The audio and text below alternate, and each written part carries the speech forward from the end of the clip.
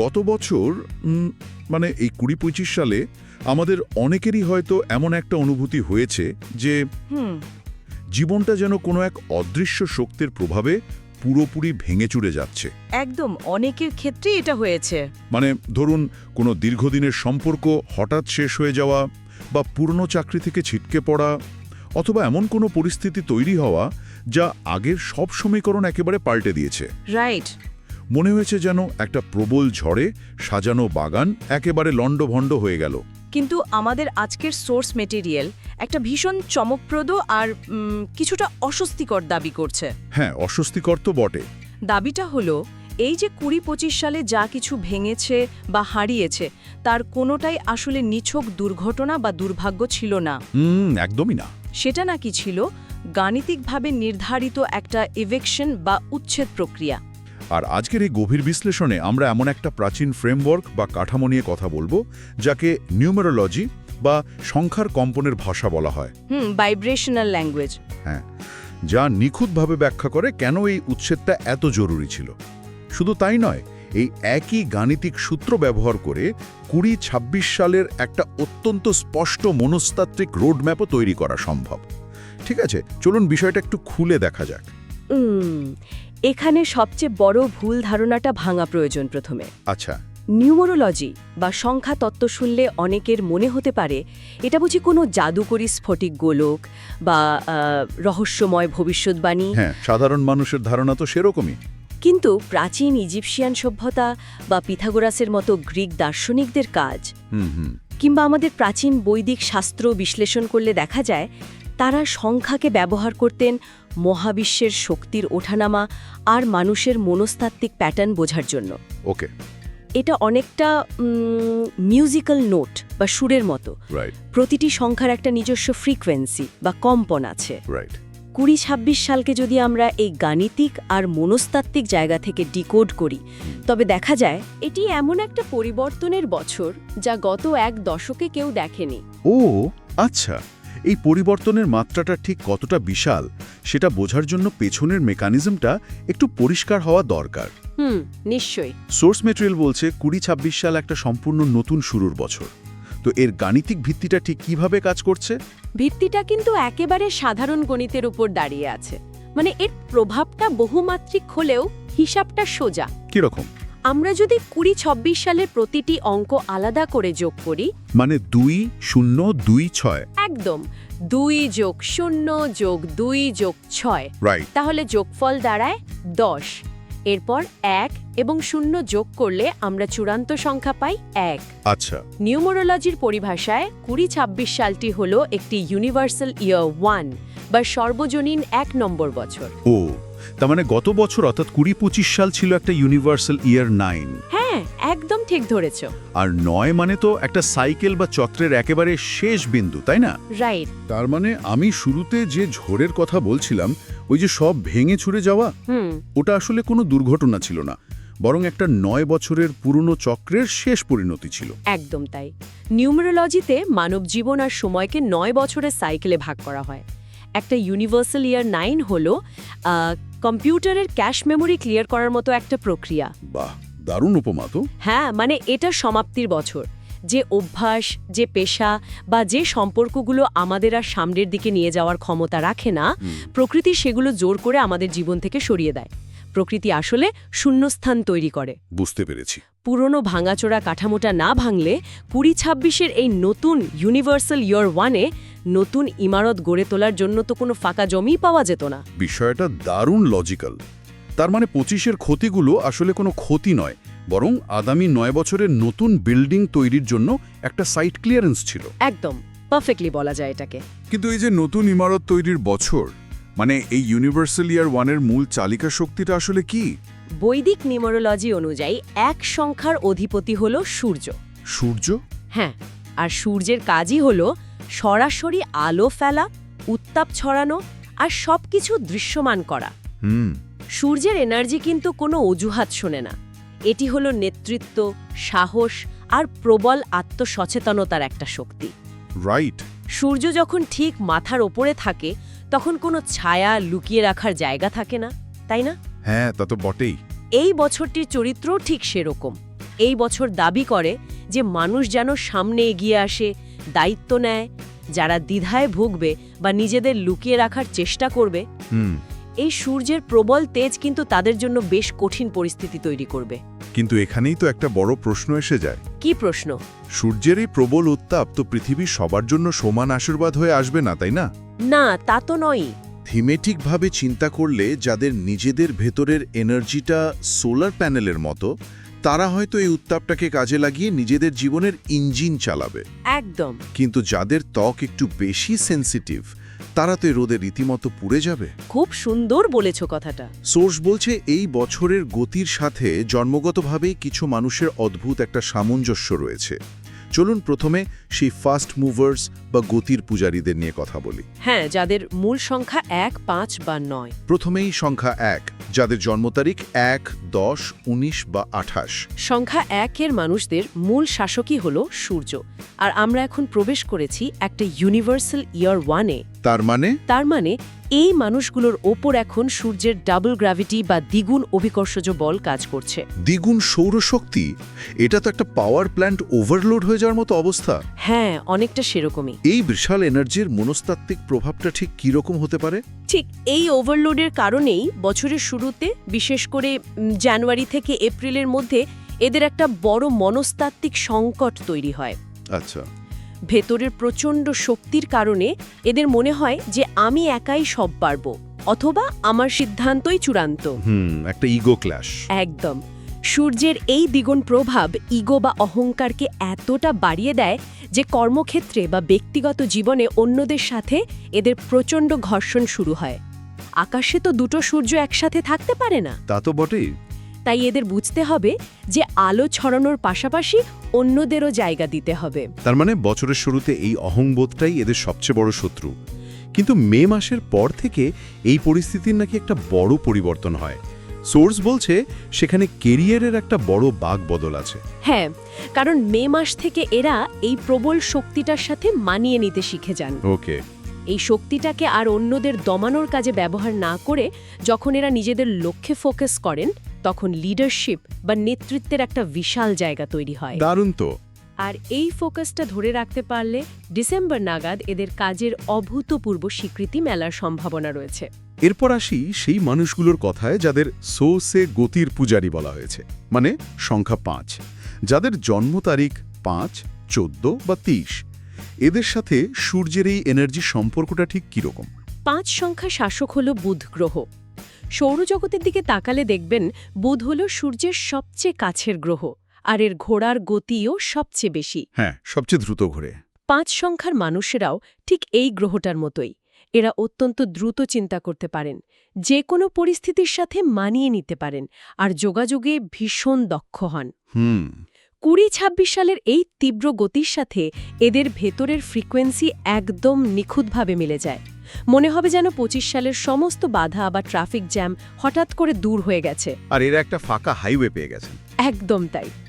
মে থেকে জুলাই মাস এদের পেশাগত জীবনের জন্য একটা দারুণ উর্বর সময়। কিন্তু একটা গাড়ি যখন ফাঁকা হাইওয়েতে 200 কিলোমিটার বেগে ছোটে, তখন তো তার আশপাশের দৃশ্যগুলো ঝাপসা হয়ে যায়। তা তো যাই। গতির একটা বড় বিপদ হলো ব্রেক ফেল করা বা নিয়ন্ত্রণ হারানো। ব্যক্তিগত জীবনের ক্ষেত্রে এই গতির প্রভাব কি হতে পারে? একদম সঠিক পয়েন্ট ধরেছ। ক্যারিয়ারের এই অভাবনীয় গতির কারণে ব্যক্তিগত জীবন থেকে এদের ফোকাস পুরোপুরি সরে যাওয়ার একটা ঝুঁকি তৈরি হয়। আচ্ছা। অগাস্ট-সেপ্টেম্বর মাসে এদের মনস্তত্ত্বে একটা সংকট দেখা দিতে পারে। স্বাধীনতা এদের প্রিয়, কিন্তু সেই স্বাধীনতার চক্করে কাছের মানুষদের অবহেলা করলে বড় ধরনের শূন্যতা তৈরি হতে পারে। মানে ব্যালেন্স করাটা খুব দরকার। হ্যাঁ, গতি আর সম্পর্কের মধ্যে ভারসাম্য রাখাই এদের মূল চ্যালেঞ্জ। এবার আসি সংখ্যা 9, জন্ম তারিখ 9, 18 বা 27। এই সংখ্যার মানুষের মনস্তত্ত্ব এই বছরে একটু আলাদা। সোর্স বলছে গত বছর এরা নাকি একটা জোড়া সমাপ্তি বা ডাবল এন্ডিংয়ের ভেতর দিয়ে গেছেন। বিষয়টা একটু ব্যাখ্যা করা দরকার। 9 সংখ্যার শাসক হলো মঙ্গল গ্রহ। মঙ্গল হলো যোদ্ধা, যার মধ্যে রয়েছে আগুন আর তীব্র আবেগ। রাইট। যেহেতু গত বছরটা নিজেই ছিল একটা 9 নম্বর বছর, তাই এই 9 সংখ্যার মানুষদের জীবনে গত বছরটা ছিল একটা ডাবল এন্ডিং। আচ্ছা, তার মানে এদের জীবনের অনেক পুরনো অধ্যায় খুব নির্মমভাবে শেষ হয়ে গেছে। কিন্তু ইউনিভার্সাল ইয়ার 1-এ এসে এই মঙ্গল আর সূর্যের শক্তি যখন এক হচ্ছে তখন এরা একটা অদ্ভুত রিবর্ন বা পুনর্জন্মের এনার্জি অনুভব করছেন। মঙ্গল আর সূর্য দুটোই তো আগুনের উপাদান। এই দুই আগুনের মিলনে তো একটা বড় ধরনের বিস্ফোরণ হওয়ার সম্ভাবনা থাকে। হ্যাঁ, একদম। সোর্সও একটা সাবধানবাণী দিচ্ছে যে এই বছরটা নাকি এদের জন্য এক ধরনের অ্যাঙ্গার ম্যানেজমেন্ট বা রাগ নিয়ন্ত্রণের চরম পরীক্ষা হতে চলেছে। ঠিক তাই। মে-জুন মাসে এরা জীবনের নতুন একটা উদ্দেশ্য খুঁজে পাবেন ঠিকই, কিন্তু মঙ্গলের স্বভাবগত রাগ আর সূর্যের আধিপত্য মিলে অক্টোবর-নভেম্বর মাসে একটা বড় ধরনের মনস্তাত্ত্বিক বিস্ফোরণ ঘটাতে পারে। যদি তারা এই রাগকে শক্তিতে রূপান্তর করতে না পারেন তবে তার নেতিবাচক সংঘাতের জন্ম দেবে।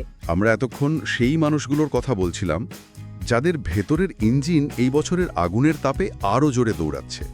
কিন্তু এই প্রচণ্ড উত্তাপের পৃথিবীতে ভারসাম্যটা আসবে কোথা থেকে? এমন তো একটা বড় গোষ্ঠী আছে যাদের মানসিক গঠন পুরোপুরি ভিন্ন, যারা গতির চেয়ে শান্তি আর আগুনের চেয়ে জল বেশি পছন্দ করেন। এই প্রবল সৌর বিকিরণের মধ্যে তাদের টিকে থাকার মেকানিজমটা কি? চলুন দেখি সেই সংবেদনশীল মানুষদের কথা। মানে সংখ্যা 2 এবং 6। হ্যাঁ, প্রথমে সংখ্যা 2, যাদের জন্ম 2, 11, 20 বা 29 তারিখে। 2 সংখ্যার শাসক হলো চন্দ্র। চন্দ্রের নিজস্ব কোনো আলো বা উত্তাপ নেই, সে কেবল সূর্যের আলো প্রতিফলিত করে। আচ্ছা। এই মানুষেরা স্বভাবগতভাবেই খুব সংবেদনশীল, আবেগপ্রবণ, আর এরা অন্যদের সাথে মিলেমিশে কাজ করতে বেশি স্বাচ্ছন্দ্য বোধ করেন। কিন্তু 20-26 তো হলো নিজেকে প্রমাণ করার, সামনে থেকে নেতৃত্ব দেওয়ার বছর। একটা মি ফার্স্ট বা আমি আগে মানসিকতার পৃথিবী। রাইট। সেখানেই চন্দ্রের মতো শান্ত মানুষেরা তো রীতিমতো পিষ্ট হয়ে যাওয়ার কথা। উপমা দিলে বলতে হয় একজন ভীষণ লাজুক আর শান্ত মানুষকে জোর করে একটা প্রচণ্ড লাউড আর হইচই ভরা পার্টিতে ঠেলে দেওয়া হয়েছে। প্রথম দর্শনে বিষয়টা তেমনই মনে হয়। বছরের শুরুতে চারপাশের প্রবল আওয়াজ আর চাপে এদের ভেতরে একটা বড় মানসিক দ্বন্দ্ব কাজ করে।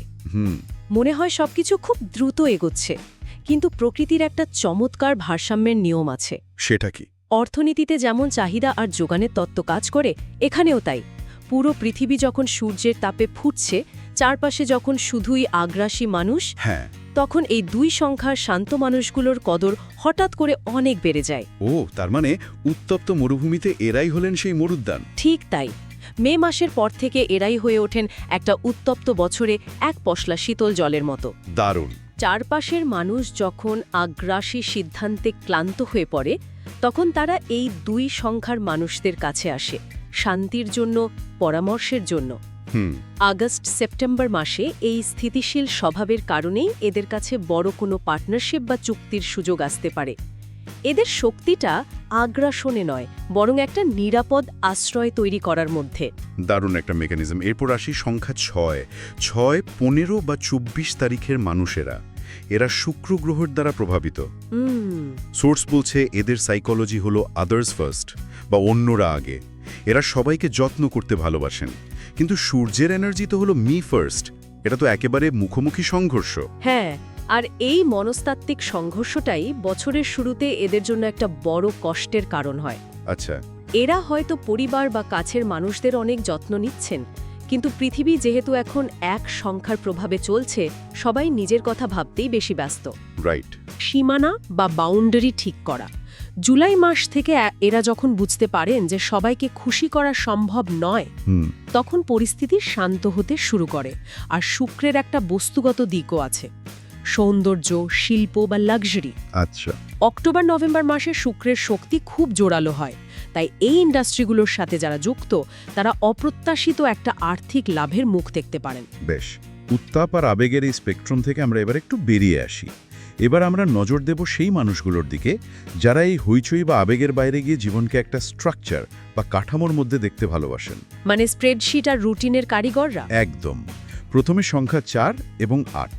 সংখ্যা 4 অর্থাৎ 4, 13, 22 বা 31 তারিখে যাদের জন্ম, তারা রাহুর প্রভাবে বা মতান্তরে শনির প্রভাবে রুটিন খুব ভালোবাসেন। তারা চান সবকিছু একটা ছকের মধ্যে চলুক। কিন্তু 20-26 তো হলো নতুন শুরুর বছর, অর্থাৎ অনেক কিছু ভাঙা গড়ার বছর। তাই বছরের শুরুতে এদের মনে হয় যে পায়ের তলার মাটি কাঁপছে। একটা ভূমিকম্পের মধ্যে তো আর স্প্রেডশিট বানানো যায় না। একদমই না। কিন্তু সোর্সে এদের জন্য একটা অত্যন্ত ইন্টারেস্টিং বিজনেস ফ্রেমওয়ার্কের মতো কনসেপ্ট দেওয়া হয়েছে। স্ট্রাকচার্ড ইনোভেশন বা কাঠামোগত উদ্ভাবন। এই বিষয়টা কিভাবে কাজ করে? এর পেছনের মনস্তত্ত্বটা খুব গভীর। 4 সংখ্যার মানুষের স্বাভাবিক প্রবণতা হলো পরিবর্তনকে ভয় পাওয়া আর পুরনো নিয়ম আঁকড়ে ধরে থাকা। কিন্তু স্ট্রাকচার্ড ইনোভেশন বলছে পরিবর্তনকে দরজার বাইরে আটকে না রেখে তাকে সযত্নে ড্রয়িং রুমে জায়গা দেওয়া। আচ্ছা, মানে একটু মানিয়ে নেওয়া। হ্যাঁ, অর্থাৎ যে নতুন প্রযুক্তি বা নতুন পরিস্থিতি আসছে সেটাকে নিজের রুটিনের ভেতরেই সুশৃঙ্খলভাবে খাপ খাইয়ে নেওয়া। রাইট। যারা এই মানসিকতা তৈরি করতে পারবেন অগাস্ট থেকে অক্টোবর মাসের মধ্যে, তারা আগামী কয়েক বছরের জন্য নিজেদের জীবনের একটা দুর্ভেদ্য ফাউন্ডেশন তৈরি করে ফেলতে পারবেন। এরপর আসছে এমন একটা সংখ্যা যার মনস্তত্ত্বটা আমার কাছে সবচেয়ে জটিল আর ফ্যাসিনেটিং লেগেছে, সংখ্যা 8। যাদের জন্ম 8, 17 বা 26 তারিখে, এই সংখ্যাটিকে সবাই খুব শক্তিশালী আর ক্ষমতার প্রতীক বলে জানে। কিন্তু সোর্সে একটা পাওয়ার প্যারাডক্স বা ক্ষমতার স্ববিরোধিতার কথা বলা হয়েছে।